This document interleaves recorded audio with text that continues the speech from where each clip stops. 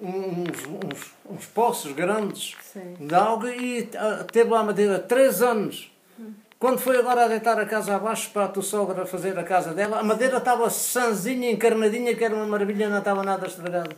E lá é que eu arranjei algum dinheiro.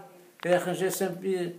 Gostava, já é preciso a gente ter gosto. Não, por exemplo, naquele tempo era tostões, era 10 tostões, era aquelas moedas brancas, que ainda lá tenho algumas dessas moedas brancas lá em casa.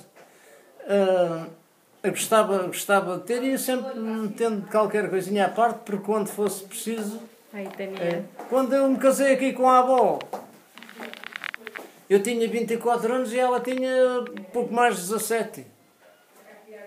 Quando foi no princípio, eu é que trabalhava, é que orientava o dinheiro, é que guardava o dinheiro. Depois chegou-se uma certa altura, quis experimentar ela, a ver se ela sabia orientar. Comecei a entregar o dinheiro, olha, ela soube orientar e até hoje nunca mais foi preciso de eu guardar dinheiro, que ela é que o guarda. Ela é que maneja. Ela é que toma conta daquilo. Ok. E assim é que a gente tivemos sempre gosto de ter algum, porque quando fosse preciso a gente ter aonde se voltar. Nem a gente gastar tudo, amanhã ou outro dia a gente pode precisar. Temos que pensar como é que a gente há de gastar e como é que se há de guardar, pensar, não amanhã ou no outro dia pode acontecer qualquer coisa e a gente precisar de alguma coisa, depois não temos dinheiro. E assim é que eu comecei a pensar. Arranjei. Quando eu me casei, a minha casa não estava pronta ainda. Não tinha janelas.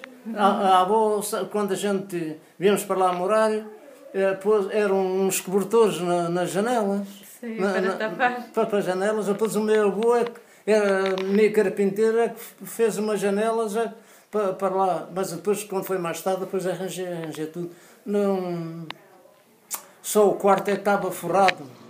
Por baixo e por cima. E o resto está. Sabes o que é que a avó fazia? Naquele tempo, ia só o junco. Havia umas ervas que se chama junco. Sim. Apanhava-se e ela metia na casa para aquilo ficar bonito. Era tão bonito, mesmo flores assim de resmaninho. Ela gostava muito, mesmo lá no pátio e tudo, ela gostava muito de ter lá aquilo. Eu tinha lá, depois quando foi num certo tempo, tinha ovelhas de criar, onde lá de trás ali é que era a casa delas e onde eu guardava as palhas para ela. E depois está capaz de dizer a verdade, tínhamos onde, por exemplo, a porta de entrada para lá, dali daquele lado, é que era é de onde a gente servia lá para trás. E a avó tinha sempre aquilo com feno e resmaninho. As abelhas passavam lá, nunca sujava nada, tinha sempre aquilo limpinho, Mas era umas ovelhas que a gente tinha lá. Quando eu as vendia, a avó chorou com pena delas. Ela às vezes ia tomar conta delas e a Cristina era pequena. Elas estavam acostumadas com elas, asnava lá de pé da gente. Estavam acostumadas com a gente, nunca lá. Mas aquilo era gordas, tinha gordura, porque era assim. Quando chovia muito, elas não podiam ir para a rua. Eu tinha lá assim umas fazendas semeadas com comer para elas, com erva para elas comer. Mas às vezes fazia anos de inverno, estava assim, às vezes estava 2 e 3 dias a chover. E o que é que acontece? Eu tirava o leite, magias, porque a tua sogra foi criada com o leite de uma ovelha que eu lá tinha. Foi? Era só uma, só tira leite daquela para. Foi. Ela capaz de dizer a verdade. Foi criada com leite só de uma ovelha. Porque a avó ia buscar leite de longe. E depois um dia falou com o médico disse: vocês têm leite. Vocês tiram leite só de uma ovelha e dão à menina. E dão à menina e criou-a com leite só de uma ovelha. Era o leite daquela ovelha, uma ovelha que eu via que era melhor, que tinha mais leite. Ela foi criada com esse leite.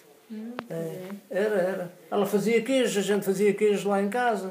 Vinham rapazes, depois chegamos a vender o leite, vinham rapazes lá a ver, vinham cá buscar o leite para a fábrica, uma fábrica.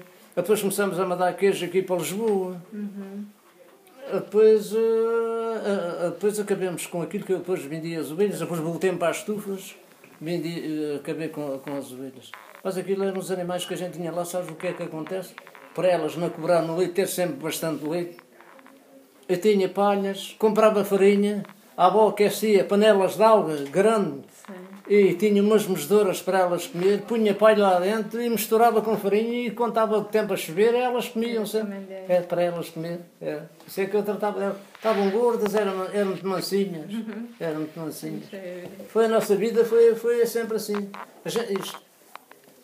Isto não é. A gente temos que pensar sempre no dia da manhã. Se ter alguma coisinha, por exemplo, se acontecer alguma coisa amanhã, para a gente depois ter. Assim, por exemplo, eu e mais a avó, ainda hoje a gente faz isso. Sabes porquê? É porque a gente trabalha e se a gente não tiver acontecer uma coisa qualquer, depois não é uma vergonha a gente ir pedir dinheiro emprestado a outras pessoas, não é? Se a gente tiver nosso, já não é preciso. Sim. Já esnaçava a nossa vida. Se a gente temos ou não temos. É assim.